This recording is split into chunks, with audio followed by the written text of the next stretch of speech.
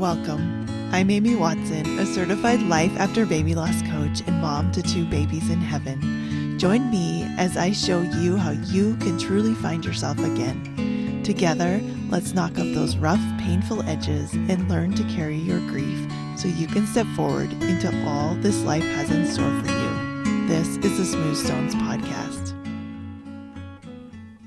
There is no such thing as a grief setback. Well, that was a short episode. I'm just kidding. I know a lot of my clients struggle with feeling like they've hit some huge setbacks or even little ones, and I wanted to address it here so you know what to do when you feel like you're back at square one. I don't think it matters where you are in your grief. These setbacks are bound to occur, so you'll want to keep listening all the way to the end because I've got so much good information for you. October is almost upon us, and that means Pregnancy and Infant Loss Awareness Month. This is a beautiful time to honor and remember our babies. If it's your first time going into October's Pregnancy and Infant Loss Awareness Month, let me give you a hug and walk with you into it. You can make this month anything you want. Now, if this isn't your first rodeo, you know what I mean when I say Awareness Month exhaustion. Whether you're raising money for a charity, planning an event, participating in social media and sharing your story, or just thinking about your baby and all your lost moms' babies extra, it can be difficult to find a balance so you don't end up feeling emotionally exhausted and burned out by the time the month is over. Seeing so much grief expressed can be cathartic, but also a little bit overwhelming.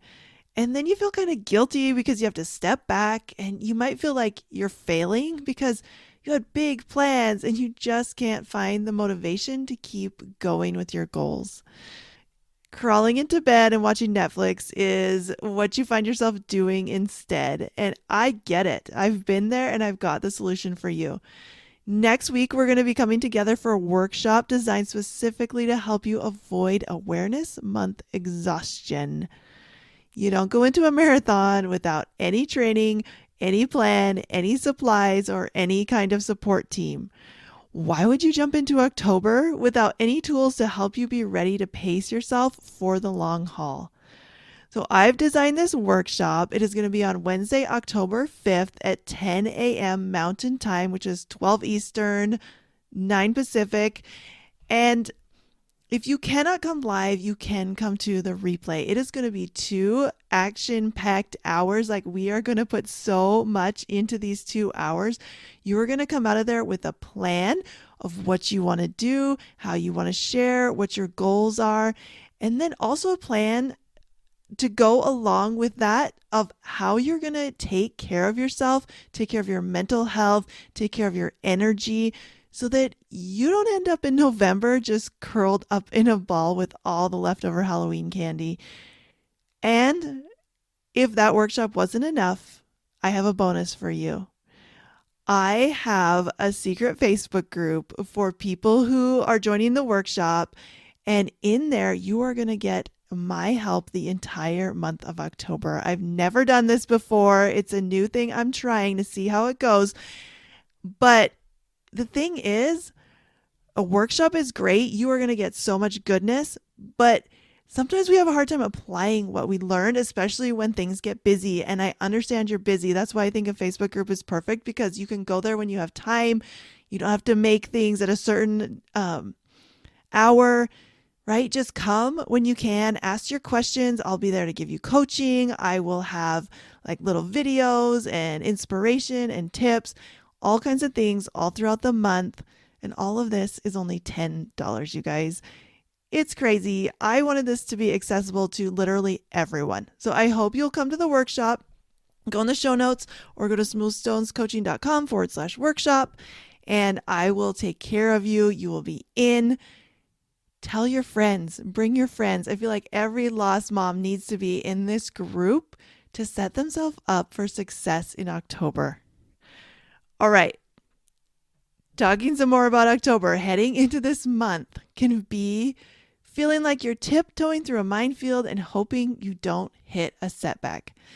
So let's use the wave of light as an example. It is a special event where people light candles at 7 p.m. in their local time and leave them burning for an hour. In this way, there is a wave of light that goes all around the world. People post pictures online and invite their friends and family to join them. It's all very heartwarming until you start seeing each candle as a baby who has died and you start feeling immense sadness for how much grief these candles represent. And then you get angry that so many people are affected by loss and it spirals. Do you guys feel what I'm saying here? You end up in tears feeling pretty close to the way you did when your baby first died.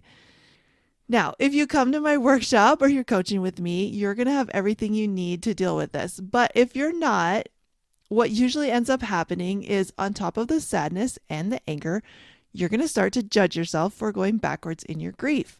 It sounds a lot like, I thought I was doing okay until that stupid wave of light. Why am I so upset? I thought I had worked through all of this. Why is this happening now when I've finally been feeling better? I hate feeling this way. What was the point of all this work I've done? I guess I didn't really heal after all. This is an extra layer of pain that is not necessary, and it comes directly from what we are making our normal grief reactions mean. Notice what you make it mean when you have a tough day or you get triggered. A lot of times it's simply intense emotions or intense crying that will have us believing we're back to where we started. But sometimes it's even feeling off for a day or a week and realizing it's because of grief that will cause your brain to offer the thought that you're starting over, that you've hit a setback. But this is a lie. It's a lie your brain is telling you. A setback means you slow or reverse the progress you've made, but you haven't done that at all. You can't start over. You can't go backwards. The only reality is you today, with all the things you've been through and learned, you who are a human being who is supposed to experience 50% emotions you like and 50% uncomfortable emotions. Grief isn't supposed to be linear. We kind of know this intellectually and we've heard people say it or we've seen the graphics about grief not being a straight line, but somewhere inside we still kind of think it should be linear.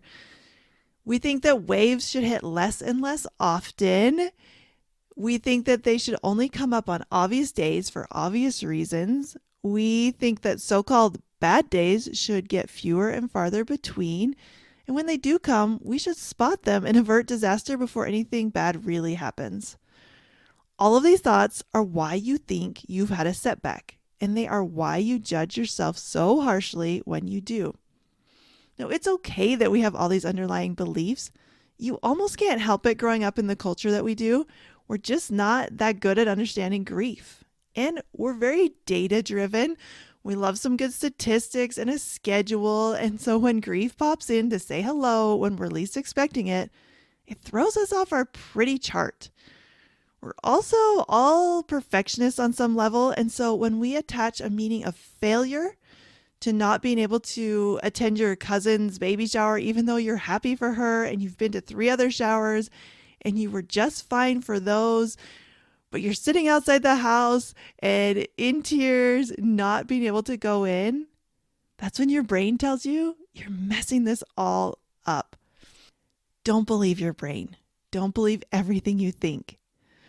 I know someone who had her entire restaurant they had built burned down, and she lamented that they were back at square one.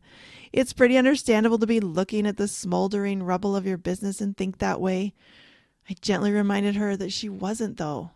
They had so much knowledge, and everything they had created in all the years they were in business was still within them. They knew how to hire, who to fire, how to streamline ordering, how to make the best food, and how to market. None of that was gone. It was all just going to move into a new building, and all their experience will probably help them make it even better than what they had before. Is it uncomfortable having to go through that rebuilding process? Yes. But are you really back at square one? No, you cannot be. The only thing that is really going to slow your progress is if you give up. And you're not going to do that. Not when you have me to coach you through this. I'm not going to let you. The truth is, you can't heal any faster or any slower than you already are. You are on exactly the timeline you are supposed to be. That last meltdown was on the exact day for the exact reason it was meant to be. You cannot mess this up. What would be different if you truly, deeply, in your bones, believe that you are exactly where you are supposed to be in your life, in your grief, all of it? When you open up to believe in this, there's a huge rush of relief and peace. You probably didn't even realize how much pressure you were putting on yourself until you let it go. After Lauren died, I told myself I'd just be really sad as long as it took, but for sure in the first year, anything I felt was fine. I could be as sad as I wanted. I know that 1 year is not magic, but for me, I took the old idea of a year of mourning and really leaned into it. And it was a blessing to me just to give myself permission to be a fully grieving mother. After River died, I had a lot of anger. I had health issues and mistakes were made by medical providers that caused us emotional pain, and everything combined together dragged out my healing.